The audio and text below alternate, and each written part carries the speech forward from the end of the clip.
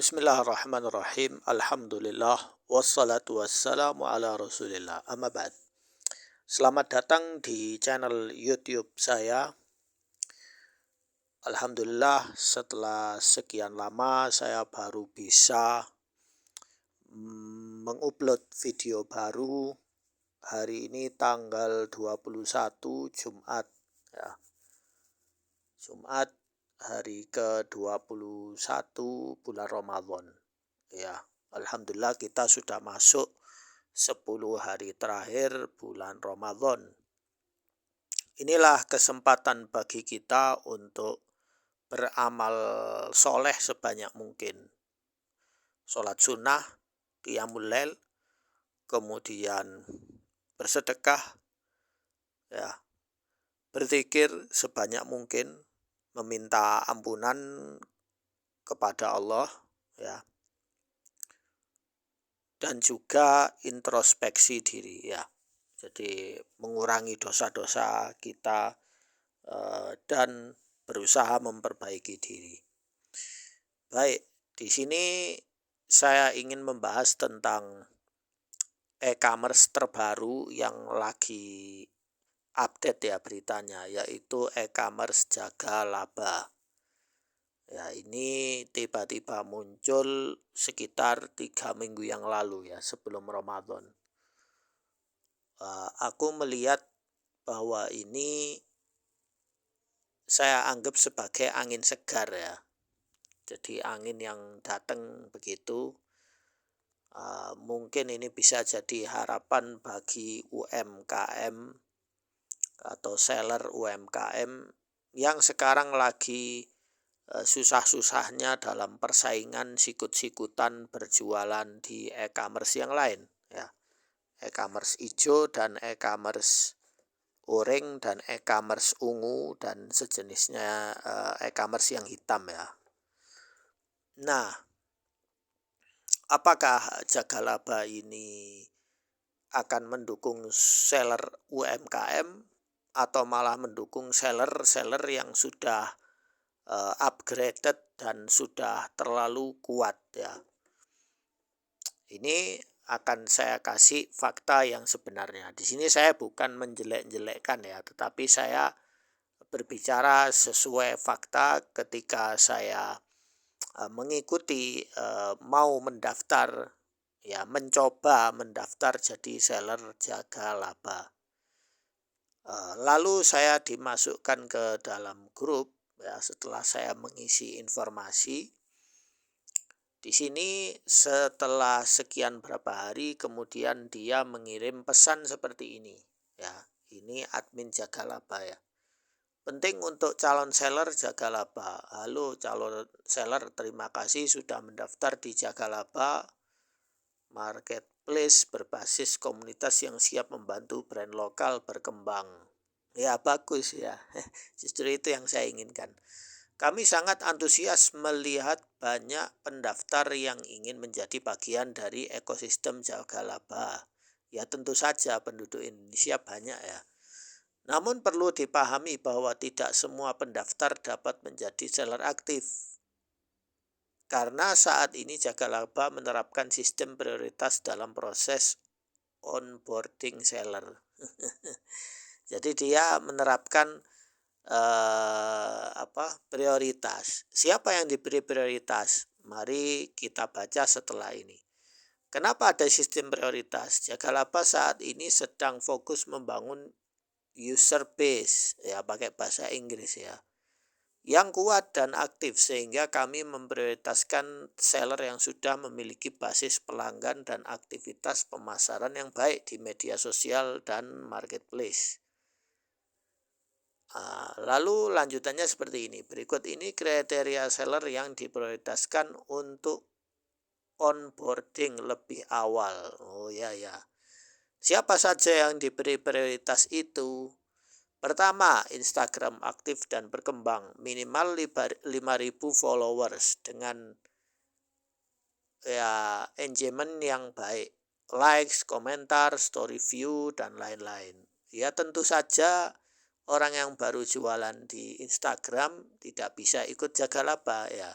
kalau followernya di bawah 5.000. Kemudian rutin posting harian tentang produk dan aktif berinteraksi dengan pelanggan.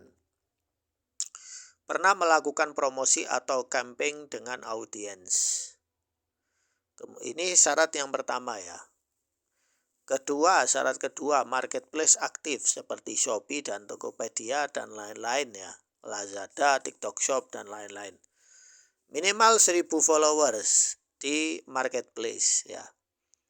Minimal 20 ulasan dari pembeli, toko aktif dengan produk tersedia dan memiliki riwayat transaksi. Hanya seller yang memenuhi kriteria ini yang akan lolos verifikasi dan bisa on-board di Jagalaba. Seller yang lolos verifikasi akan dihubungi oleh tim kami dan diundang grup seller nasional untuk mendapatkan panduan lebih lanjut. Terima kasih atas pengertiannya. Nah, jadi dari chat ini yang saya terima dari grup Jagalaba calon seller Jagalaba menunjukkan apa? Bahwa Jagalaba itu tidak mendukung seller yang masih pemula. Itu yang pertama.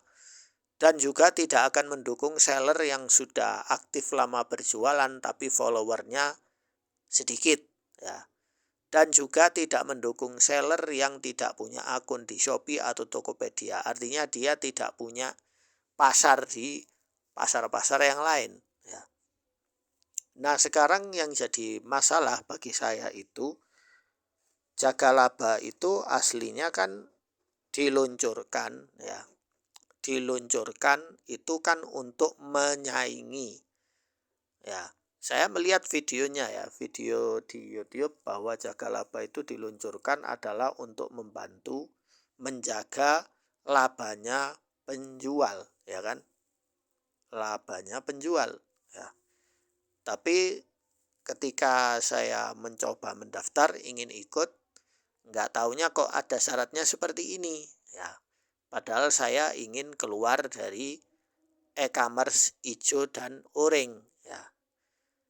Namun ternyata saya salah paham bahwa mereka itu tidak anti e-commerce yang kapitalis seperti Shopee dan Tokopedia ya.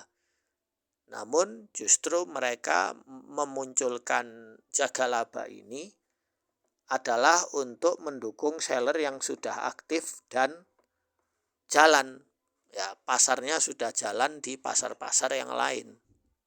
Nah, maksudnya apa?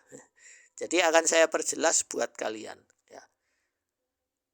Jagalaba itu istilahnya ingin terima jadi. Dia tidak ingin memulai dari awal. Jadi bedanya Jagalaba, kelemahannya Jagalaba itu, saya bukan menjelek-jelekkan ya. Saya sudah pernah daftar di Tokopedia, buka toko ya. Tidak ada syarat yang ribet ya, langsung jadi tokonya. Saya buka toko di Lazada, tidak ada syarat yang ribet. Kemudian saya buka toko di Shopee, juga tidak ada syarat yang ribet seperti ini. Kemudian saya buka toko juga dulu di Bukalapak ya, pernah ya. Tidak ada syarat ribet seperti ini, langsung daftar langsung masuk ya. Kemudian saya pernah juga daftar di TikTok Shop. Tidak ada syarat yang seperti ini sama sekali ya. Tinggal upload produk, sudah isi informasi ini dan itu, informasi alamat, selesai. Ya, selanjutnya bismillah, silakan jualan ya. Kalau misalnya Shopee dan lain-lain itu mereka membuat syarat seperti ini, ya maka pasar mereka akan ketinggalan dengan e-commerce yang lain ya. Jadi mereka memancing dulu orang untuk masuk, ikut ya. Tidak ada syarat yang ribet.